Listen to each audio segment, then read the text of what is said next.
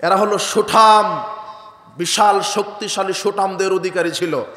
এরা বড় বড় অট্টালিকা, পাহাড় কেটে বড় বড় অট্টালিকা নির্মাণ করত, বড় বড় প্রাসাদ নির্মাণ করত। অর্থনীতি এরা এত নাচ নিয়ামত দুনিয়া এমন ভাবে ভোগ করত, নাচ গান মদ গান বাজনা, অট্টালিকা নির্মাণে এরা দাম্ভিকতা প্রকাশ করত, অহংকার প্রকাশ করত। এমনকি কোরআনে আল্লাহ ওদের কথা নকল করে বলছেন, তারা বলতো মান আসাদ্দু মিন্না কুওয়া, আমাদের চাইতে শক্তিশালী আর কে আছে, আমরা আল্লাহর চাইতেও বড় শক্তিশালী। নাউজুবিল্লাহ মিন যালিক। চিন্তা করেন, আল্লাহ সুবহানাহু ওয়া তাআলা তাদের এইটা সহ্য করেননি। আল্লাহ তাদের উপরে গজব নাজিল করেছেন। 8 দিন 7 রাত্রি এক টানা ঝড় তুফান বৃষ্টি ভূমিকম্প দিয়ে আদ জাতিকে একেবারে খেজুর বৃক্ষের মতো মাটিতে ফেলে দিয়েছিলেন। আল্লাহর পক্ষ থেকে এটা গজব। যারা বড় বড় অট্টালিকা নির্মাণ করে দাম্ভিকতা দেখিয়েছিল, যারা অর্থ সহ্য বীর্যের অহংকারে স্ফীত হয়ে যারা মানুষের উপর নির্যাতন করেছিল, এমনকি যারা বলেছিল আমরা পৃথিবীবাসীর মধ্যে সবচেয়ে শক্তিশালী, তাদের অহংকার দাপট দাম্ভিকতা অত্যাচার আল্লাহ এক নিমিষেই কি করে দিলেন? নিঃশেষ করে দিলেন, ধ্বংস করে দিলেন। হুদ আলাইহিস সালাম এইভাবে দাওয়াত দিয়েছেন, তারা তার দাওয়াত কবুল করেনি। এরপরে হুদের পরে আল্লাহ সুবহানাহু ওয়া তাআলা বলছেন আমি সামুদ জাতির প্রতি নাজিল করলাম, প্রেরণ করলাম তাদেরই ভাই সালেহ আলাইহিস সালাম। ওয়াইলা সামুদ আখাহুম সালেহা, আমি সামুদ জাতির প্রতি তাদেরই ভাই সালেহকে আমি নবী হিসেবে প্রেরণ করলাম। সালেহ আলাইহিস সালাম কি বললেন? একই কথা, ইয়া কওমি ইবুদুল্লাহ মা লাকুম মিন ইলাহিন গায়রু, হে আমার জাতি এক আল্লাহর গোলামি করো, যিনি ছাড়া প্রকৃত কোনো মাবুদ নেই।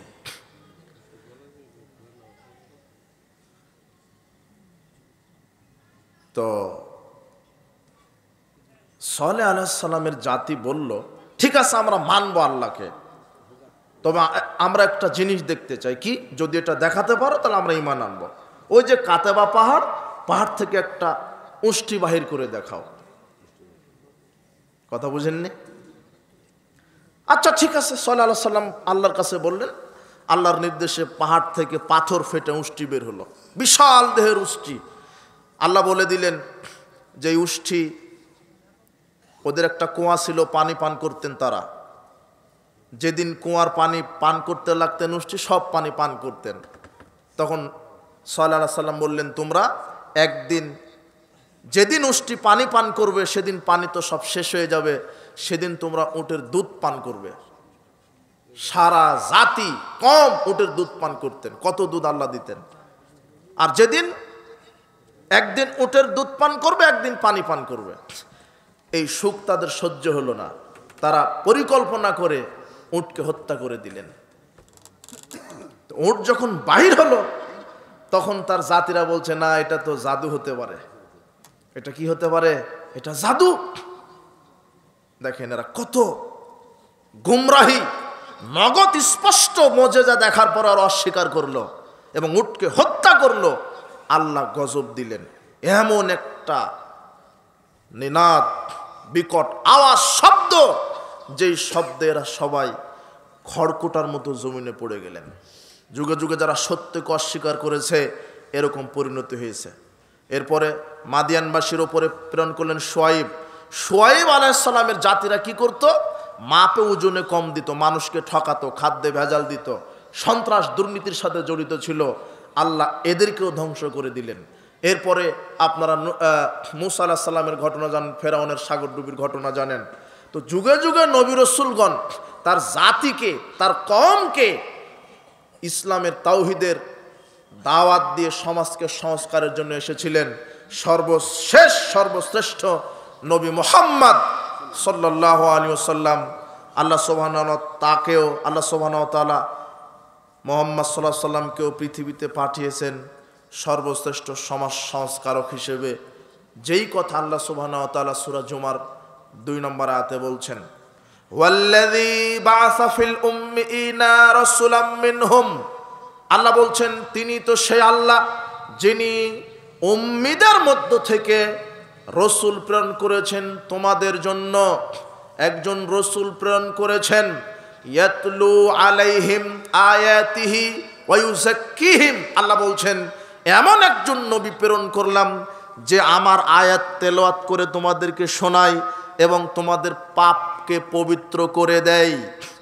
ওয়া ইউআল্লিমুহুমুল কিতাব ওয়াল হিকমা, এবং তিনি তোমাদেরকে কোরআন শিক্ষা দেয়, হিকমা শিক্ষা দেয়। সুবহানাল্লাহ। আল্লাহ বলছেন এমন একজন নবী তোমাদের উপর প্রেরণ করলাম, সে কি করে? তোমাদেরকে পাপ থেকে মুক্ত করতে চায়। মানে মানুষ আয়ামে জাহেলিয়াতের যুগে মানুষ কি করত? পাপ আর পাপ। জীবন্ত কন্যা সন্তানকে মাটিতে কি করত? পুঁতে দিত। সুদ খেত, ঘুষ খেত, দুর্নীতি করত, মদ পান করত। নারীদেরকে টাকা দিয়ে তাদের দেহকে ক্রয় বিক্রয় করা হতো। গান বাজনা শ্রবণ করত, জুয়া, লটারি সব ছিল। মূর্তি পূজা, কবর পূজা, এই যে পাপগুলি, এখান থেকে রাসূল সাল্লাল্লাহু আলাইহি ওয়াসাল্লাম তাদেরকে পাপ মুক্ত করে, তাদেরকে পবিত্র করে দেওয়ার চেষ্টা করতেন। তিনি বলতেন, আল্লাহ সুবহানাহু ওয়া তাআলার পক্ষ থেকে বলতেন যে ইসলাম নারীর মর্যাদা দিয়েছে। ওই যে যেই পিতা তার কন্যা সন্তানকে জীবন্ত পুঁতে দিত, রাসূল সাল্লাল্লাহু আলাইহি ওয়াসাল্লাম ইসলাম এনে সমাজ সংস্কারের প্রথম কথা বললেন কি? যেই পিতা তার কন্যা সন্তানকে বড় করবে, সৎ ছেলের সাথে বিবাহ দিবে, তা মেয়েদের সাথে সুন্দর শিষ্টাচার দেখাবে, ওই পিতার জন্য আল্লাহ জান্নাতকে কি করে দিবেন? এই দেখেন, এটা একটা সমাজ সংস্কার। এই কথাগুলি শুনে যারা, যেই বাপ তার কন্যা সন্তানকে পুঁতে রেখেছিল, এমন একজন লোক এসে বলছেন, কায়েস বিন আসেম নামের এক লোক এসে বলছেন, আল্লাহর নবী, ইন্নী ওয়াদাতু সামানিয়া বানাতিন লি ফিল জাহেলিয়া, আমি জাহেলি যুগে আমার 8টা কন্যা সন্তানকে মাটিতে পুঁতে রেখেছিলাম। কয়টা? 8টা। এখন আমার এই পাপ। তো ঠিক আছে, প্রত্যেক কন্যার বিনিময়ে তুমি দাসমুক্ত করো, দাসী মুক্ত করে দাও। তখন তিনি বলছেন, ইন্নী সাহিবি ইবিলিন, আমি তো উটের মালিক, আমি দাসের মালিক নই। তো ঠিক আছে, উট কুরবানি করে দাও। দেখেন, এই যে একটা সংস্কার হয়ে গেল, হলো না?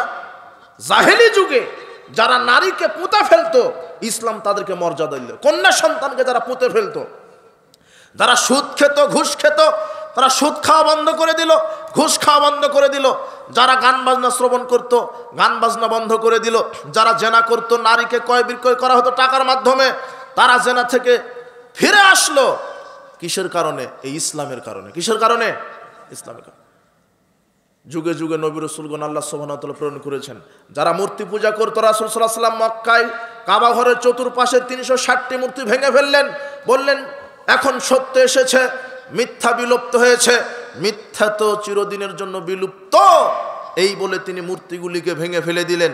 মূর্তি ভেঙে ফেলে দিলেন, মানুষকে বোঝালেন মূর্তি পূজা শিরক, কবর পূজা শিরক, খানকা পূজা শিরক, মাজার পূজা শিরক, পীর পূজা শিরক। রাসূল সাল্লাল্লাহু আলাইহি ওয়াসাল্লাম এইভাবে তাওহীদের দাওয়াত দিলেন। রাসূল সাল্লাল্লাহু আলাইহি ওয়াসাল্লাম বললেন, গান বাজনা হারাম, আল্লাহ গান বাজনা হারাম করেছেন, অশ্লীল গান বাজনা, বেহায়াপনা হারাম। এইভাবে তিনি গান বাজনাকে সংস্কার করলেন সমাজ থেকে। মাদককে হারাম করে মদ থেকে সমাজকে সংস্কার করলেন।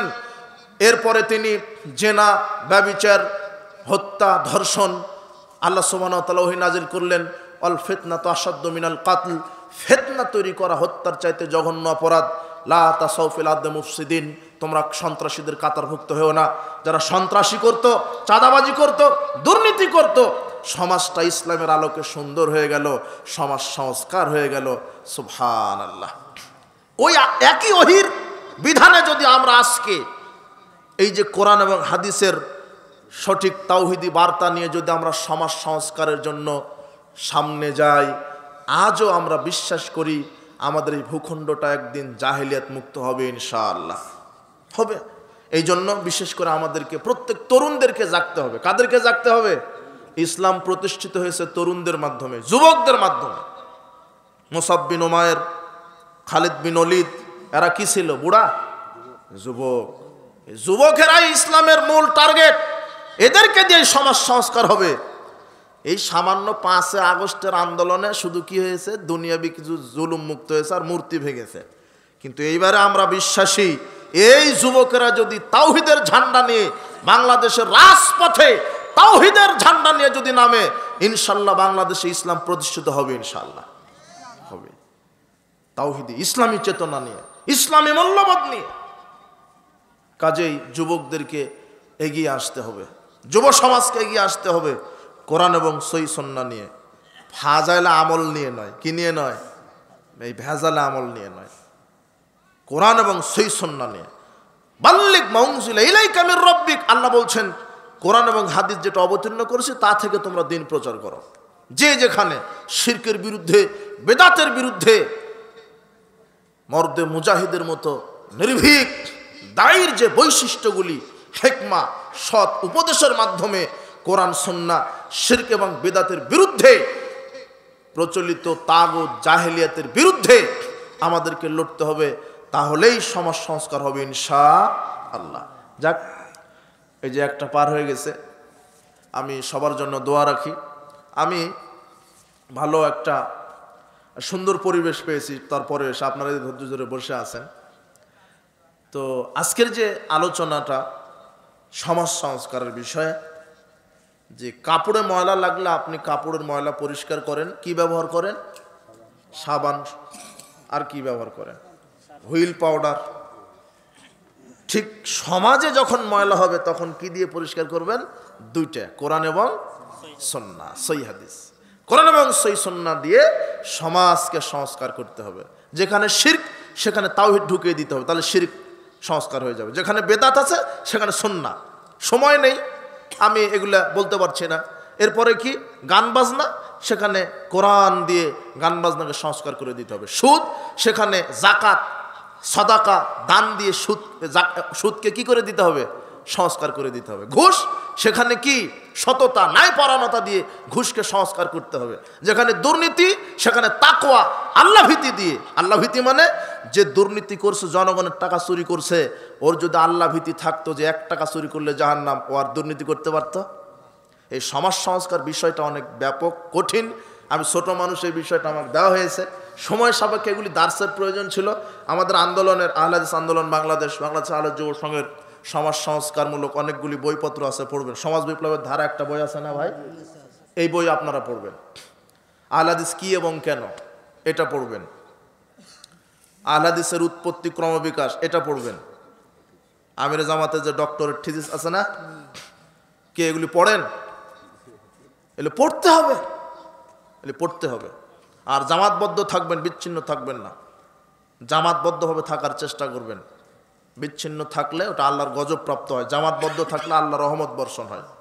কাজে যুব সমাজ তোমরা জামাতবদ্ধভাবে থাকবে, এই যে গান বাজনা, সুদ, ঘুষ, জেনা, ব্যভিচার থেকে মুক্ত থাকবে। আল্লাহ সুবহানাহু ওয়া তাআলা আমাদেরকে কোরআন এবং সহিহ সুন্নাহর আলোকে নিজেকে সংস্কার হওয়ার তৌফিক দান করুন।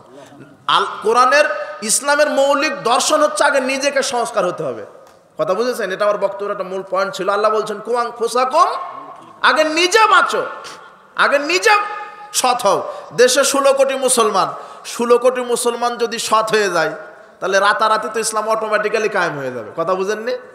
16 কোটি মানুষ যদি এক বাক্যে বলে সকল বিধান বাতিল করো, ওহির বিধান কায়েম করো, তাহলে কি ইসলাম কায়েম হয়ে গেল। আপনি ভালো, পরিবার ভালো, পরিবার ভালো, সমাজ ভালো, সমাজ ভালো, রাষ্ট্র ভালো। কথা বুঝেছেন? আগে নিজেকে ভালো হতে হবে। আল্লাহ আজকের এই শেষ যে বাক্যটা আল্লাহ আমাদের মুখ থেকে বাহির করলেন, আল্লাহ আমাদের প্রথমে নিজেকে সংশোধন হওয়ার তুমি তৌফিক দান করো, নিজেকে সংস্কার হওয়ার তুমি তৌফিক দান করো। বারাকাল্লাহু ফিকুম, জাযাকুমুল্লাহ খায়র। সুবহানাকা আল্লাহুম্মা ওয়া বিহামদিক, আশহাদু আল্লা ইলাহা ইল্লা আনতা আস্তাগফিরুকা ওয়া আতুবু ইলাইক। আসসালামু আলাইকুম ওয়া রাহমাতুল্লাহি ওয়া বারাকাতুহু।